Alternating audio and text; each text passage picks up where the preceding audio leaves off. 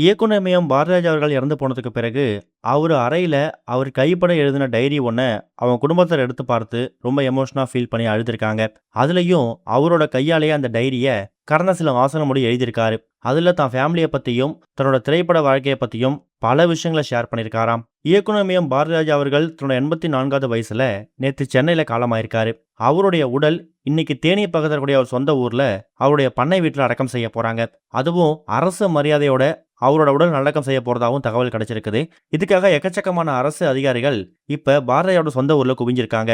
கடந்த ஒரு சில மாதங்களாவே உடல்நல பிரச்சனை காரணமா சிகிச்சை எடுத்த பாரதிராஜாவுக்கு ஒரு கட்டத்துல சிகிச்சை பலனளிக்காம அவர் இறந்து போயிருக்காரு. கடந்த ஒரு 3 மாசத்துக்கு முன்னாடி உடல்நலம் தேடி வீட்டுக்கு வந்திருக்காரு. அப்ப இந்த அளவுக்கு ரொம்ப மோசமாகல. ஓரளவுக்கு பேசுற மாதிரியும் அவரே சாப்பிடுற மாதிரியும் தான் அவரோட உடல்நிலை இருந்திருக்கு. அந்த நேரத்துல தன்னோட கைப்பட ஒரு டைரி ஒண்ணு எழுதியிருக்காரு. பல வருஷமாவே பாரதிராஜா அவர்களுக்கு டைரி எழுதக்கூடிய பழக்கம் இருக்குதாம். எந்த ஊருக்கு என்ன ஷூட்டிங் போனாலும் சரி, எவ்வளவு லேட் நைட்ல ஷூட்டிங் முடிஞ்சாலும் சரி, அன்னைக்கு டே எப்படி இருந்திருக்கு, அன்னைக்கு என்னென்ன விஷயங்கள் அவர் சாதிச்சிருக்காரு, என்னென்ன தப்பு பண்ணிருக்காரு, இது எல்லாத்தையுமே அந்த டைரியில எழுதுறதையும் அவர் ஹேபிட்டா வச்சிருக்காரு. அப்படிதான் கடந்த ஒரு 3-4 மாசத்துக்கு முன்னாடி ஓரளவுக்கு அவர் உடனே நல்லா இருக்க சுச்சுவேஷன்ல அவர் பயன்படுத்தக்கூடிய டைரியில அவர் கொடுக்கப்பட்ட சிகிச்சைகளை பத்தியும், தன்னோட திரைப்பட வாழ்க்கையை பத்தி, தன்னோட குடும்பத்து மேல அவர் எந்த அளவுக்கு மதிப்பு மரியாதையும் வச்சிருக்காரு, தன்னோட மகனோட மரணம் அவருக்கு எந்த அளவுக்கு பாதிப்பை ஏற்படுத்தியிருக்கு, இப்ப தான் மனைவியை தனியா விட்டுட்டு போக போறோமே, இனிமே அவங்கள பாத்துக்கிறதுக்கு யாரு இருப்பா அப்படிங்கிற மாதிரி தான் எமோஷனலான வார்த்தைகளால அந்த டைரியில ஒரு பக்கத்துக்கு எழுதியிருக்காரு. அவர் முதல் படத்துக்காக வாங்கின சம்பளம், அவர் வாங்கின தேசிய விருதுகள், இது எல்லாத்தையுமே அந்தந்த டேட்ல அந்தந்த இயர்ல அவர் மென்ஷன் பண்றதையும் வழக்கமா வச்சிருக்காரு. ஆனா கடந்த 3-4 மாசம் முன்னாடி எழுதின அந்த டைரியில தன்னோட ஃபேமிலியை பத்தி, குறிப்பா தன்னோட மனைவியை பத்தி தான் அதிகமா ஷேர் பண்ணியிருக்காரு.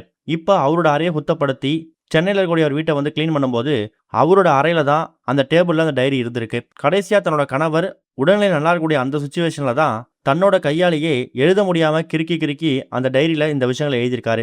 இதை படிச்சு பார்த்துட்டு அவங்க மனைவி ரொம்ப எமோஷனா ஃபீல் பண்ணி அழுதுருக்காங்க. இன்னொரு பக்கம் பாரதி அவர்கள் இறந்து போனதுக்கு பிறகு எக்கச்சக்கமான நடிகைகள் அவருக்கு அஞ்சலி செலுத்திட்டு பேட்டி கொடுக்குறாங்கல்ல.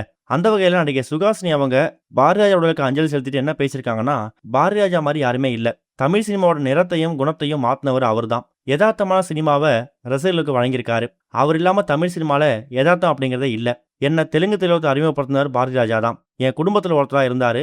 என் கணவருக்கு ஆசானாவும் வழிகாட்டியாவும் இருந்திருக்காரு.